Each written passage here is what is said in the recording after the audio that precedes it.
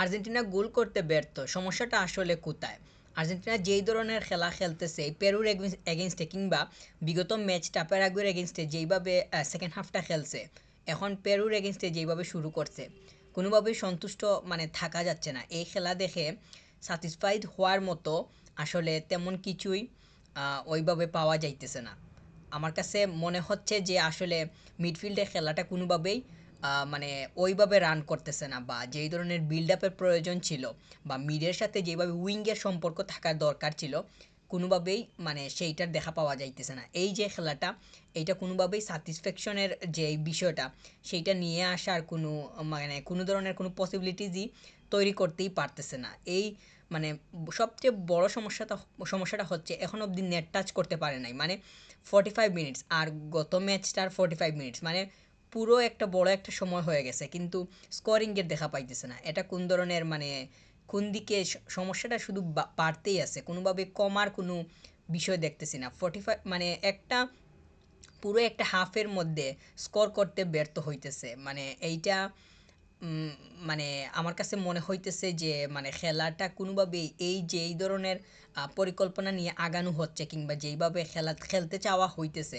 সেইটা কোনোভাবেই ওয়ার্ক করতেছে না, বরং এইটা আরও সমস্যা দেখা দিতেছে।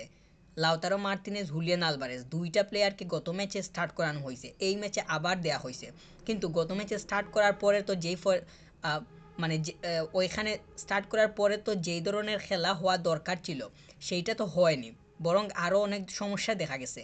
এই ম্যাচটাতেও স্টার্ট করানো হয়েছে, কিন্তু কোনোভাবেই তো মানে ওইভাবে তো যে এই দুইটা প্লেয়ার একসাথে খেলার কারণে ভালো একটা সম্পর্ক কিংবা দুইটা খেলার কারণে মানে পরিবেশটা ঠিকঠাক মতো থাকতেছে কিংবা মানে খেলাটা ঠিক মতোই আগাইতেছে সেটা মনে হইতেছে না।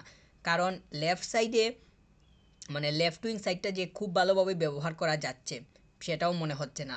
মানে এখানে তো হুলিয়ান আলভারেজ সে খেলতেছে এই সাইডটাতে, কিন্তু আমার কাছে মনে হচ্ছে যে তার এখানে থাকাটা কিংবা সে যেভাবে খেলতেছে ওইভাবে খেলার কারণে ওই জায়গাটা কিংবা ওই পজিশনটাকে 100% ব্যবহার করা যাইতেছে না, বরং ওইখানে আরও সমস্যা দেখা যাচ্ছে। মানে এই দুইটা প্লেয়ার একসাথে স্টার্ট করার কারণে বা লিওনেল স্ক্যালোনি আসলে কি চাইতেছেন সেইটা হইতেছে একটা বিষয়।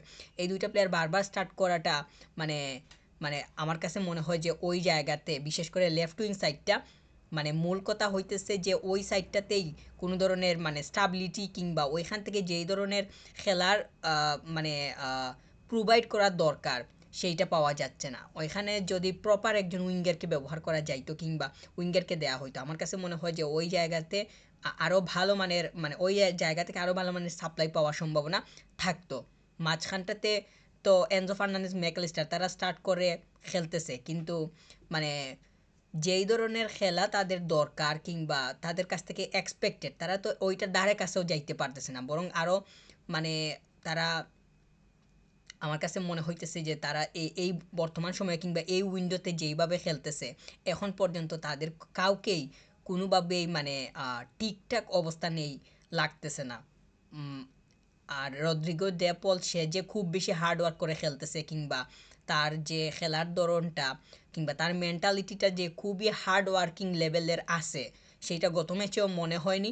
এখন পর্যন্ত 45 মিনিটস চলে গেছে, সেইটা এখন অবধি মনে করতে পারতেছি না। কারণ খেলার ধরন দেখে সেইটা বলার মতো কোনো সিচুয়েশন কিংবা কোনো ধরনের কন্ডিশন কোনো কিছুরই মানে এখন অবধি কোনো মানে সম্ভাবনাই তৈরি হয়নি। সবচেয়ে বড় সমস্যার জায়গা হইতেছে এখন অবধি স্কোরিংয়ের দেখা পাইতেছে না।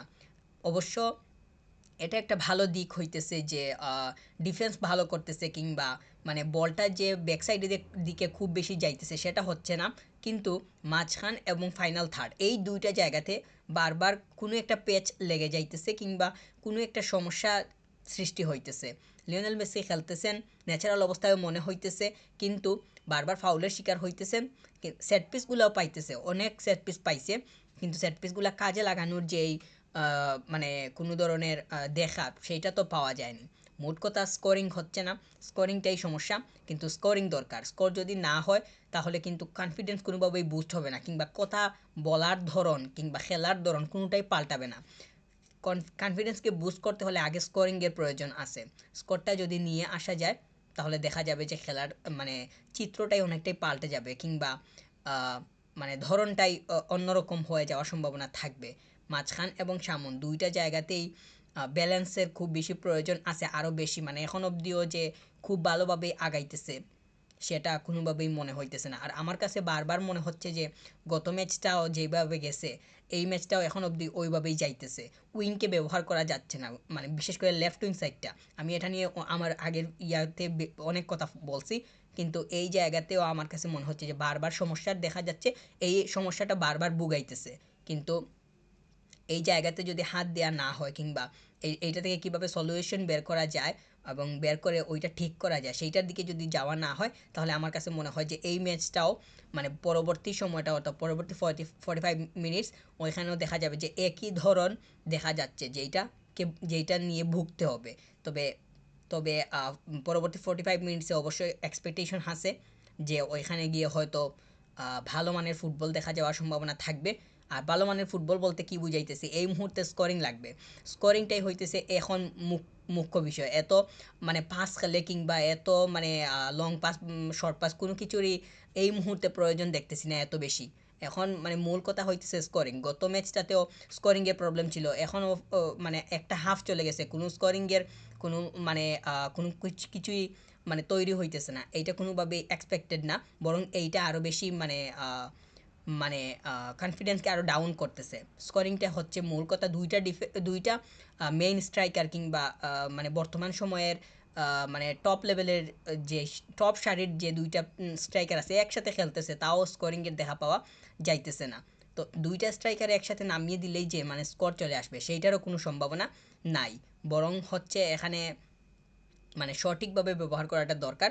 লিওনেল স্কালোনি তিনি কি চাইতেছেন, এই জন্য বারবার দুইজনকেই আলভারেজ আর লাউতারো দুইজনকেই একসাথে মানে খেলাইতেছেন। সেইটা আসলে ওনার পরিকল্পনার কোন ধরনের অংশ সেইটা একটা বিষয়, কিন্তু ওনার যে পরিকল্পনা সেইটার তো সঠিক বাস্তবায়ন এখন অবধি দেখা যাচ্ছে না। অবশ্যই এটা একটা মানে এরকম একটা বিষয় হতে পারে কিংবা একটা ফ্যাক্টর হইতে পারে যে একটু সময়ের প্রয়োজন, তিনি এই দুইজনকে একসাথে খেলিয়ে কোন ধরনের আউটকাম চাইতেছেন সেইটা দেখা পাইতে হলে একটু অপেক্ষা করতে হবে। সেইটা একটা বিষয় হইতে পারে, ঠিক আছে, কিন্তু কিন্তু এই মুহূর্তে তো মানে একটা হাফ চলে গেছে, কোনো স্কোর নাই, কিংবা গত ম্যাচটার দিকে তাকালেও স্কোরিংয়ের যেই হাল সেইটা তো কোনোভাবে এক্সপেক্টেড না, কিংবা এটা তো গ্রহণ করার মতো না। তো আমার কাছে মনে হয় যে স্কোরিংয়ের দিকে মনোযোগ দিতে হলে প্রত্যেকটা পজিশনকে বেশি ব্যবহার করা দরকার। আর দুইটা স্ট্রাইকার একসাথে দেয়া হয়েছে মানেই যে গুলের বন্যা বয়ে যাবে কিংবা মানে স্কোর এমনিতেই চলে আসবে সেইটারও তো কোনো সম্ভাবনা নাই, কিংবা ওইটা তো দেখাও তো পাওয়া যাইতেছে না।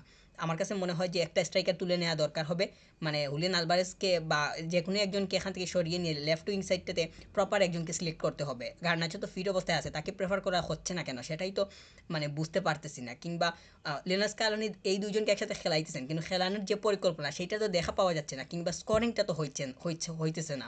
এই জায়গাতে সমস্যা। আমার কাছে মনে হচ্ছে যে স্কোরিংটা দরকার, মানে কিভাবে স্কোর আসবে সেইটা এই মুহূর্তে জানি না, কিন্তু স্কোরিংটা বেশি প্রয়োজন। মানে মূল কথা হইতেছে কনফিডেন্সকে বুস্ট করতে হলে স্কোরিংয়ের অনেক বেশি প্রয়োজন আছে। আর সেইটার দেখা পাইতে হলে কতক্ষণ অপেক্ষা করতে হবে, সেইটাই এখন হইতেছে সবচেয়ে বড় বিষয়।